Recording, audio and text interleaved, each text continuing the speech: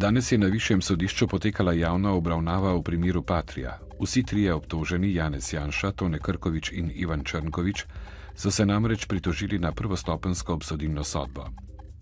Pred sodiščem se je znova zbralo precej podpornikov in nasprotnikov Janše.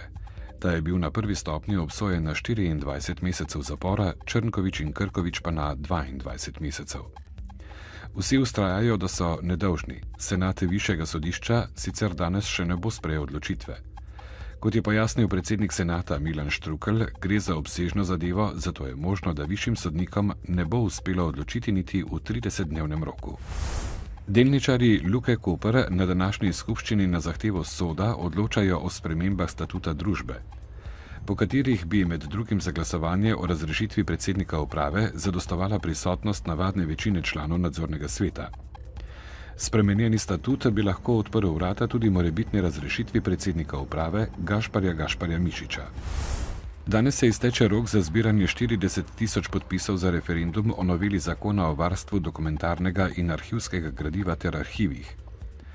Če bo pobudnikom uspelo zbrati dovolj podpisov, jih bodo morali do 26. marca skupaj z zahtevo za razpis referenduma predložiti državnemu zboru.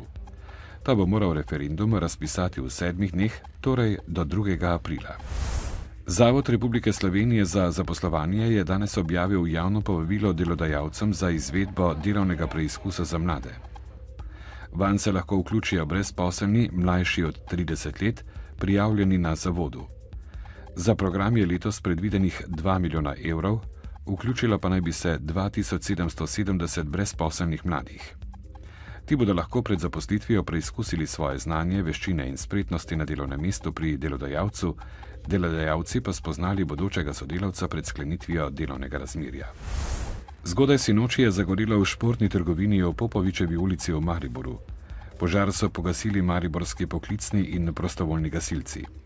Ogenj je uničil večji del blaga, namenjenega za prodajo, in notranjost objekta. Po prvih ocenah je škode za okoli 100.000 evrov. Vzrok požara forenziki še ugotavljajo. Jutri bo precej jasno, ponekod bo pihal jugozahodni veter. Najnižje jutranje temperature bodo od -2 do +4 ob morju 6, najvišje dnevne od 15 do 22 stopinj Celzija. V petek bo po večini sončno, pihal bo zmiren jugozahodni veter.